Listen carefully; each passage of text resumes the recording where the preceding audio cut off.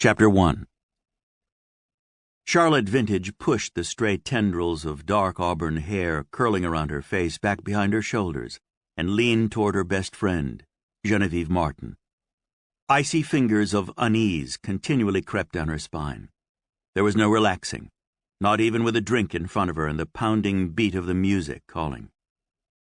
"We know they followed us here, Genevieve," she whispered behind her hand.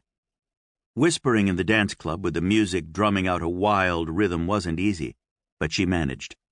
They had accomplished what they set out to do. But now that they had drawn their 3 stalkers out into the open, what were they going to do? "We must have been crazy thinking we could do this, Genevieve, because we have no business exposing ourselves to this kind of danger." Mostly, Charlotte didn't think she should have exposed Genevieve to the danger, at least not when they were together. Not when they had a 3-year-old to consider. She took a slow perusal of the club, trying to take in every detail. The Palace was the hottest dance club in the city. Everyone who was anyone went there. In spite of the fact that it was 4 stories tall, every single floor was packed with bodies, as was the basement underground club. Men tried to catch her eye continually.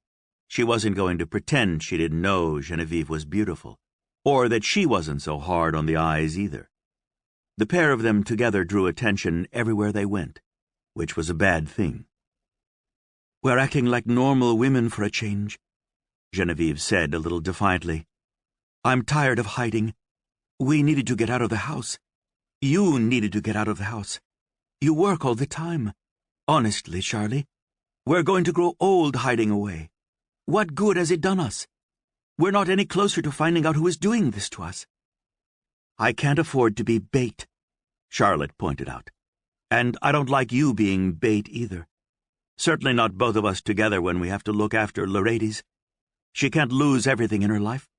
It goes against everything in me to hide away, but I've got to consider what would happen to her if I was killed. They already murdered her father. She has no mother. I'm all she's got." When Genevieve sent her a look, she hastily amended, "We're all she's got." Charlotte wasn't the hide-from-an-enemy type any more than Genevieve was. They'd met in France, both studying art.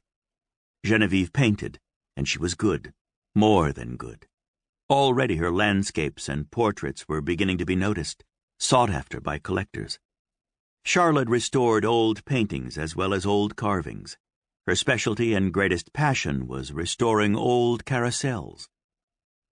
Genevieve was French. She was tall, with long, glossy dark hair and large green eyes. Not just green, but deep forest green, startling green. She had the figure of a model and in fact had had several major agencies try to convince her to sign with them. She was independently wealthy, having received inheritances from her parents and both sets of grandparents. Genevieve's maternal grandmother had raised her. A few months earlier, that grandmother, her last living relative, had been brutally murdered. A few weeks later, a man Genevieve had been dating was murdered in the same way. His blood had been drained from his body, and his throat had been torn out. Charlotte's mentor, the man she was apprenticing under, was murdered a week after that. Twice, when they were together, the 2 women had become aware of someone trying to enter their house late at night. They'd locked all the windows and doors, but whoever was after them had been persistent, rattling the glass, shaking the heavy doors, terrorizing them. The police had been called. 2 officers were found dead in the courtyard, both with their blood drained and their throats torn out. Charlotte received word a couple of weeks later that her only sibling, her brother, had been found dead, murdered in the same way. He was in California, in the United States, far from France, far from her. He left behind his business and his daughter, 3-year-old Lorades. Lorades' mother had died in childbirth, leaving Charlotte's brother to raise her. Now it was up to Charlotte. Genevieve had decided to come with Charlotte to California. Whoever was after the 2 of them was in the States, and Genevieve wanted to find them.